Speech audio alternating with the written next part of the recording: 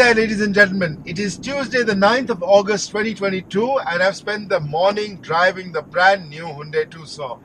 And it got me wondering because I just think how far Hyundai has come in the last 20 years. I remember driving the Hyundai Tucson back in 2001. It's a completely different car. It was awful to drive, awful to look at. Look at this car. You've got the parametric design daytime running lights. You've got the twin tail lights. You've got the side profile. You've got the space and the comfort. It's a wonderful, wonderful car. And it's nice to drive. Look at these turns I'm taking. I have full confidence. The first Hyundai Tucson, well, we didn't know much better back then. I mean, I didn't know much better back then, but that car defined understeer. I'm driving at about 60 kilometers an hour right now. And if I was to take even that gentle turn on the Hyundai Tucson from 2001, I would have understeer. This car handles superbly. You don't even feel like you're driving an SUV when you're driving this car. It comes with a bunch of other features as well. You've got drive modes such as sport and eco and normal. I've kept it normal all day. And you've got terrain modes as well. If you take it slightly off-road, it's not the same, for example, as a full-on off-roader, but this car is more capable than your standard SUV body style car.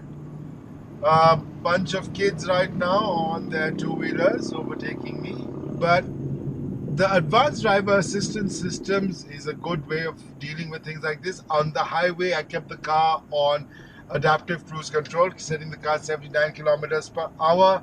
And whenever there were trucks ahead of me, and there were a lot of trucks on the highway driving on the fast lane, that's because of riders like this. They're very petrified of running over two-wheeler drivers because, over here, instant street justice and all of that. So this car is really nice to drive, and the advanced driver assistance systems are really useful on the highway in particular and on rural roads as well.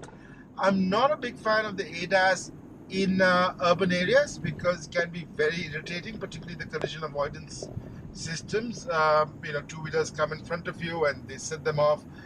You tend to know it a bit better yourself once you've been driving.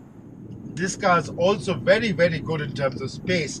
You've got a bunch of space in the second row. The passenger sitting over here diagonally behind the driver can adjust the front passenger seat with controls on the side. And you've got a lot of luggage space as well. This Tucson has come a really long way, not only for the first generation, but also the outgoing generation.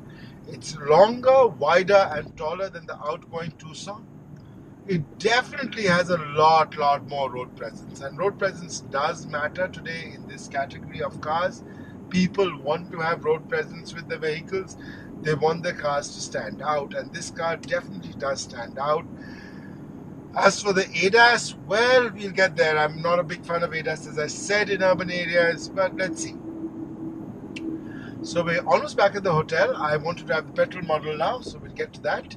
And I've had a good morning driving these cars, and let's talk about more of this later.